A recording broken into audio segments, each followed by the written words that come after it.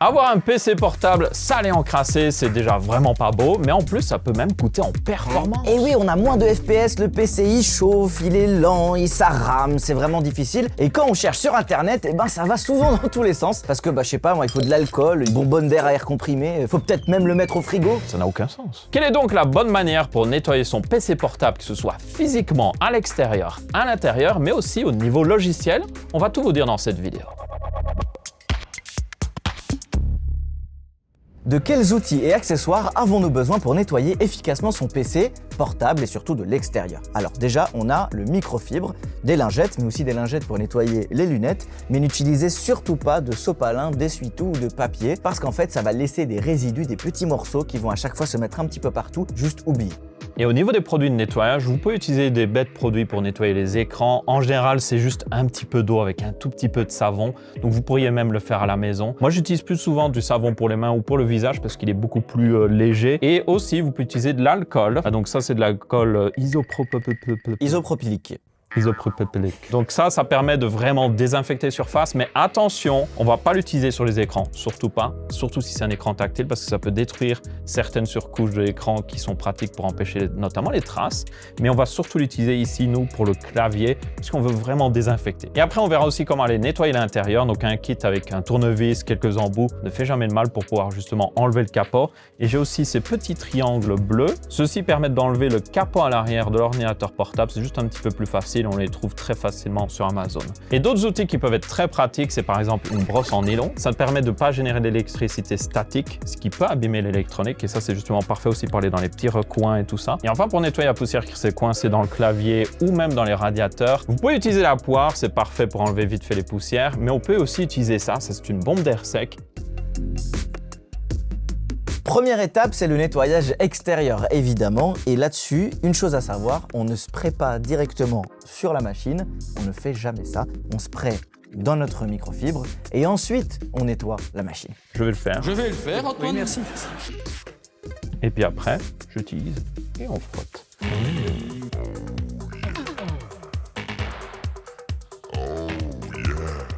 Donc là, c'est bon, plus de traces de doigts, mais par contre, si vous aviez des micro-griffes dans le plastique, vous n'allez pas les récupérer. Ça, c'est juste pas possible. Comment te récupérer?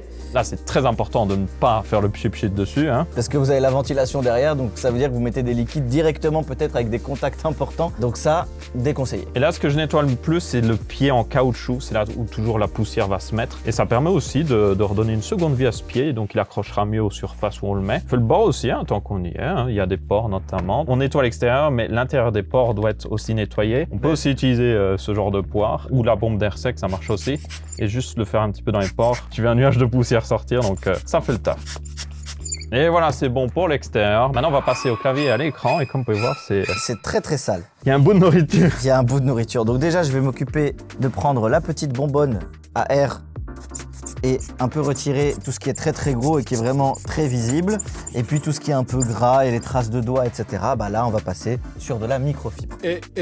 Ça, on gardera plus pour l'écran. Bon, on va utiliser celle-là, ça marche aussi. Je mets mon petit liquide et évidemment, on ne met pas sur le clavier directement, mais sur la microfibre. Donc 1, 2, 3. Et on frotte toujours en rotation, comme pour l'écran. Étant donné que les touches sont quand même pas mal sales, je vais un petit peu passer sur chacune des touches très rapidement. Ça nous permet de retirer en majorité la plupart des crasses et la plupart du gras. Faites juste attention quand vous nettoyez le clavier, des fois il y a le bouton pour allumer qui peut être sur le clavier, donc n'appuyez pas sur le bouton pour l'allumer ou sinon vous allumez votre ordinateur. Là, je nettoie ici un petit peu autour. Pas mal. Le trackpad aussi, j'aime bien lui donner un peu plus d'attention particulière parce qu'on le touche tellement souvent, il y a beaucoup de traces de doigts. Ah là déjà, c'est beaucoup mieux. Franchement, la surface est propre. Petit conseil, si vous avez une touche qui colle un petit peu parce que peut-être vous avez mangé quelque chose de sucré, ça arrive. Si le PC est éteint, c'est très important, versez un peu d'alcool par-dessus cette touche-là et de l'actionner pour essayer de dissoudre justement ça. Bon je vois que le clavier est nickel, je pense qu'on peut passer à l'écran. Sauf qu'avant, évidemment, on voit qu'il y a pas mal de poussière, donc on va utiliser notre petite poire ou la bonbonne à air comprimée pour retirer les plus grosses poussières. Dans la poussière, vous pourriez avoir par exemple des grains de sable et ça, si vous frottez avec la microfibre, ça va faire des griffes et c'est pas bon. Donc soufflez d'abord pour les enlever ou utilisez un pinceau. Et maintenant qu'on a retiré les pellicules de poussière, il est temps de passer au liquide. J'en ai mis pas mal, mais évidemment, ici sur l'écran, on fait des rotations très douces, vraiment délicatement. N'hésitez pas à être très lent. Et on fait bien les coins, surtout en dessous ici. Les gens ont tendance à oublier de nettoyer là. Ça m'énerve quand je vois beaucoup de saleté sur la barre des tâches de Windows. Et quand on finit, on va évidemment un petit peu avec des gros cercles. Et je termine avec la petite barre en bas. C'est du bon gras, ça. Le gras, c'est la vie. Oh, qu'est-ce qu'il est beau. Donc là, on est bon au niveau du nettoyage de l'extérieur. Et pour ceux qui se demandent au niveau garantie, qu'est-ce que ça donne? Aucun souci pour nettoyer justement l'extérieur. Tant que vous respectez un minimum ce qu'on a dit pour pas faire de griffes sur votre écran, vous serez bon. Pour l'intérieur, cependant, il y a certains fabricants qui sont un peu plus récalcitrants niveau garantie, qui pourraient vous la refuser, mais ça, c'est seulement si vous abîmez quelque chose à l'intérieur. Généralement, ça ne devrait pas poser de soucis. Pour ouvrir votre ordinateur, en général, c'est à peu près toujours la même chose. Vous avez quelques vis qui sont à l'extérieur et normalement, si vous les dévissez toutes et vous les mettez de côté, c'est très important. Moi, je mets dans un bol. Je mets mes vis à côté, comme ça, je les perds pas. Moi, j'aime bien, tu vois, dans les kits comme ça, il y a toujours un petit côté derrière avec plein de petits compartiments sur lesquels on peut mettre les vis et les trier. C'est quand même assez pratique. Et là, c'est magnétique. Et qu'est-ce qu'on a comme vis ici? Alors, c'est un peu des vis en étoile, c'est plus particulier. La plupart des ordinateurs auront des vis en croix qu'on appelle Phillips. Et là, la plupart des tournevis seront déjà largement suffisants. Maintenant que toutes les vis sont dévissées, on va utiliser un petit objet en plastique pour séparer le capot du reste du châssis. On utilise du plastique surtout pour pas abîmer, par exemple, le châssis en métal ou même des composants qui seraient à l'intérieur. Ce petit outil, c'est surtout pour les smartphones, les tablettes et les PC portables très très fins. Là, on est sur une machine qui est quand même assez grosse, avec du plastique qui est quand même assez dur. On va passer sur cet outil-là, qui est en plastique aussi. Donc, tout ce que j'ai dit, c'était de la merde. J'aime toujours commencer par cette partie-là où je viens faire un petit peu le levier. Et là, vous pouvez voir qu'il y a un petit peu de place. Donc, on peut directement insérer le petit outil ici. Et donc, avec ça, j'ai de la place ici et je commence à faire levier à chaque fois jusqu'à retirer toutes les clips qui sont sur le côté. Je viens faire levier comme ça, comme ça. Et si vous avez un peu de résistance quand vous essayez d'enlever le capot, c'est peut-être qu'il y a une vis que vous avez oublié de dévisser comme moi. Ou des fois, il y a des vis qui sont cachées en dessous des pieds en caoutchouc de l'ordinateur. C'est possible, ça. Une fois qu'on a bougé tous les petits clips, hop, et voilà. Ici sur le capot arrière, il y a toujours de la poussière qui se met surtout ici au niveau des sorties. Quand on utilise une bonbonne à air comprimé, il faut toujours la tenir la plus droite possible parce que dès que vous vous inclinez un petit peu vers le bas ou quoi, vous allez commencer à avoir du liquide qui sort et ça peut peut-être être dangereux. Faites attention à toujours être bien droit. Et là, en plus de la bombe d'air sec, vous pouvez aussi utiliser un petit peu le pinceau, surtout les trous juste en face du ventilateur. J'aime bien passer pour être vraiment sûr d'enlever la moindre petite poussière. Faites attention si vous avez des pâtes thermiques comme ça exposées à ne pas mettre de la poussière en plus dessus. Ça peut augmenter la température des composants qui font normalement contact, donc on va le mettre de côté. Dès qu'on arrive sur la partie intérieure électronique d'un ordinateur portable, peu importe la marque, la première chose à faire, c'est de déconnecter la batterie aussi vite que possible. Ici, on a la batterie, elle est très reconnaissable, et on essaye de voir qu'est-ce qui sort. On voit ici un plus et un moins, et le connecteur. Ce type de connecteur, il est un petit peu connu, il suffit juste de tirer dessus avec sa main, et voilà, c'est retiré. Et aussi évitez de commencer à mettre vos doigts partout à l'intérieur de l'ordinateur, c'est pas très recommandé. Là, on va essayer surtout de souffler et de nettoyer un petit peu à distance. Donc les composants les plus importants à nettoyer, vous avez évidemment les ventilateurs, ça c'est le plus important. C'est là où toute la poussière va s'insérer et se coincer dans les radiateurs qui sont juste derrière. On a deux ventilateurs, donc il faudra souffler dans les deux juste après. On a aussi les barrettes de RAM qu'on va essayer de nettoyer un petit peu, ainsi que le SSD qui est juste derrière. Quand vous soufflez avec une bombe d'air sec dans un ventilateur, vous tenez les pales du ventilateur délicatement, mais vous les tenez parce que si vous les laissez tourner avec le flux d'air, ça peut générer un courant et griller des composants sur la carte mère. C'est très important. Vous soufflez un peu un coup dessus dès que vous voyez des endroits où la poussière pourrait peut-être se mettre, par exemple ici sur les charnières ou encore sur la RAM, ici, peut-être un peu le SSD. Et un truc que j'aime bien faire aussi, c'est souffler depuis l'autre côté en fait. L'air rentre par là, se coince dans le radiateur, donc si vous avez des poils qui sont coincés au début du radiateur, en soufflant, tu les feras pas sortir. Là, vous êtes sûr de décoincer toutes les poussières et vous serez bien. Une fois que vous avez estimé que votre ordinateur est suffisamment propre, il est temps de le réassembler. Mais avant ça, évidemment, petite inspection visuelle pour voir s'il n'y a rien qui s'est mis pendant ce temps à l'intérieur du PC, notamment un petit truc métallique, une vis ou quoi que ce soit. Il faut vraiment faire attention à ça. Et une fois que tout est bon, on remet la batterie. Et voilà, une fois que la batterie est branchée, on remet le capot et les vis et c'est reparti. Donc là, on vous a montré un plus vieux PC où pas mal de choses étaient assez modulaires d'ailleurs. Maintenant, on va vous montrer un PC plus moderne où il y a beaucoup plus de choses soudées. Et d'ailleurs, c'est un MacBook comme ça. Ça permet aussi d'illustrer un petit peu les MacBooks. Ici, vous allez avoir besoin d'outils. Le mieux à faire, c'est de passer par la ventilation et les haut-parleurs. Donc, vous faites un petit peu levier, vous mettez le guitare pick. Vous n'allez pas trop à fond, sinon vous risquez de casser une nappe ou quoi. Vous passez un petit peu sur les côtés comme ça, très doucement, comme ceci. Ah, j'ai entendu un clip. Voilà, et là, du coup, comme vous avez vu, donc j'ai un petit peu ouvert et ensuite, il faut un petit peu pousser vers l'avant et voilà. Je vais souffler un peu le capot arrière du coup. Nickel. Voilà, il n'y a pas grand-chose à faire. On va faire de ce côté-là, on va faire de ce côté-là. Et normalement, ce sera Un bon. petit peu du côté de la batterie. Alors évidemment, comme tout à l'heure, le même tournevis que vous avez utilisé pour désassembler l'ordinateur, il est juste ici. Donc il y a un petit bout de métal qui se retire ici, hop, et ça c'est le trackpad. Et ensuite vous allez retirer un autre truc, puis un autre truc, et ensuite vous pouvez retirer le truc de la batterie. Donc vraiment Apple là, ils ont fait très fort parce qu'en fait il faut 50 000 étapes pour tirer la batterie, alors que comme on a vu tout à l'heure, la batterie c'est la première chose à débrancher dès que vous touchez un ordinateur. Donc en fait vous augmentez juste vos chances de casser votre matériel. Apple le sait très bien et ils en ont rien à faire. Quelle indignité.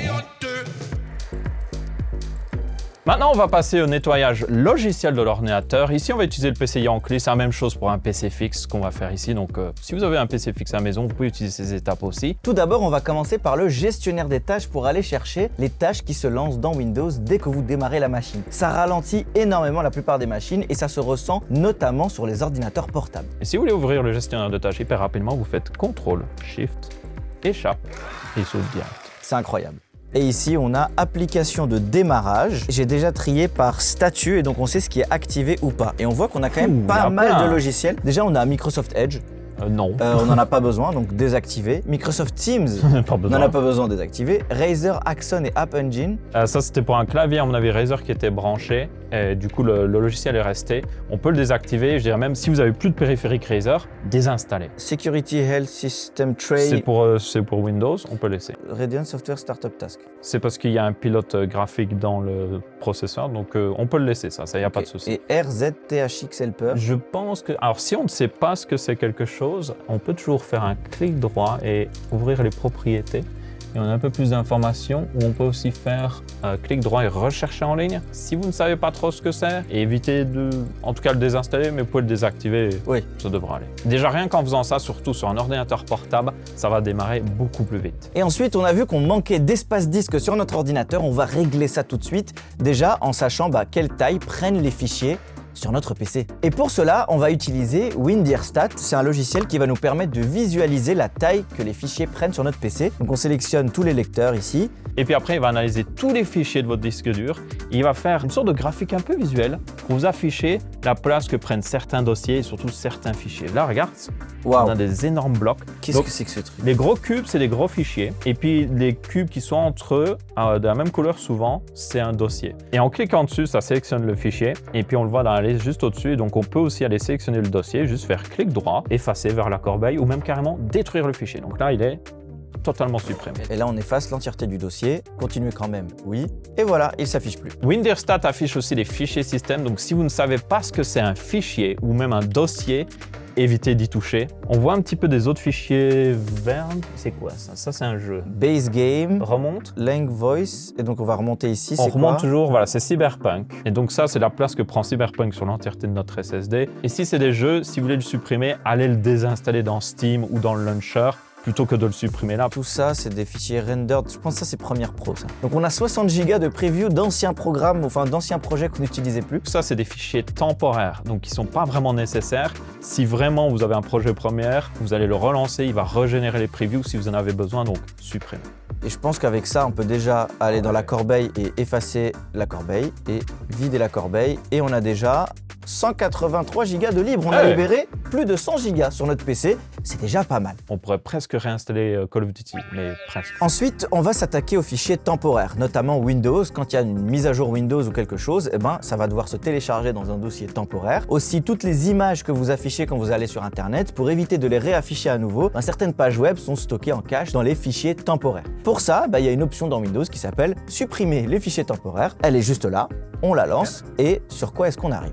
Fichier temporaire, il est en train d'analyser et voilà, on a 1 giga de package de pilote de périphérique, 17 mégas de fichiers d'optimisation, fichier internet temporaire, cache de nuanceur DirectX et 62 mégas de mise à jour. Parfois, quand il y a des erreurs au niveau des mises à jour Windows Update, vous pourriez vous retrouver avec des dizaines voire des centaines de gigas de mise à jour pour rien, qui sont là et qui ne servent à rien. Donc parfois, aller checker et effacer tout ça. Et aussi, c'est très important de faire les mises à jour, que ce soit Windows, même si des fois, ils ne rajoutent pas forcément des fonctionnalités qu'on veut, ainsi que les pilotes graphiques, parce que c'est hyper important si vous jouez à des jeux, vous voulez avoir les meilleures performances, surtout s'ils viennent de sortir. Windows déjà nous dit, il y a des mises à jour. Des fois, vous avez des mises à jour de pilotes qui se mettent dedans, donc vous pouvez regarder là. Et puis, on va faire la mise à jour du pilote graphique. Et pour cela, vous avez normalement, selon votre constructeur, si c'est NVIDIA, c'est le GeForce Experience ou l'application NVIDIA, donc c'est là où elle est, paramètres NVIDIA, donc on peut faire clic droit, NVIDIA App. Et si vous avez une carte graphique AMD, le programme s'appelle Adrenaline et vous le trouverez à peu près au même endroit. Et donc là, dans le logiciel NVIDIA, vous avez pilote. Justement, on a un dernier pilote qui vient de sortir. Donc, on n'avait pas forcément les meilleures performances justement dans certains jeux. Donc, on fait télécharger, on attend et ça s'installera automatiquement. Oui, mais Aurélien, avant, moi, j'utilisais CCleaner, ADW Cleaner.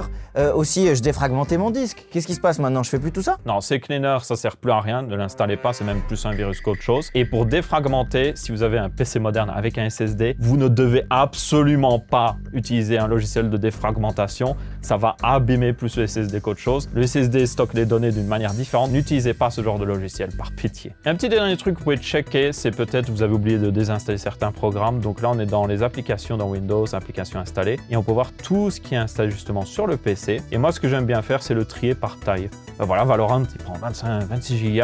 League of Legends, on voit tous les programmes Adobe, donc si j'ai plus besoin d'un de ces programmes, autant le désinstaller. Et là, en faisant tout ça, on est déjà vraiment pas mal au niveau nettoyage. Votre PC est maintenant aussi beau à l'intérieur qu'à l'extérieur, aussi bien au niveau matériel que logiciel. Si vous avez trouvé cette vidéo utile, vous pouvez le laisser en commentaire, laisser un petit pouce bleu pour nous remercier ou un pouce rouge si vous n'êtes pas content, faites ce que vous voulez. Et si vous avez d'autres techniques de nettoyage, vous pouvez aussi les mettre en commentaire. On se retrouve pour une prochaine vidéo très bientôt. Au revoir. Au revoir.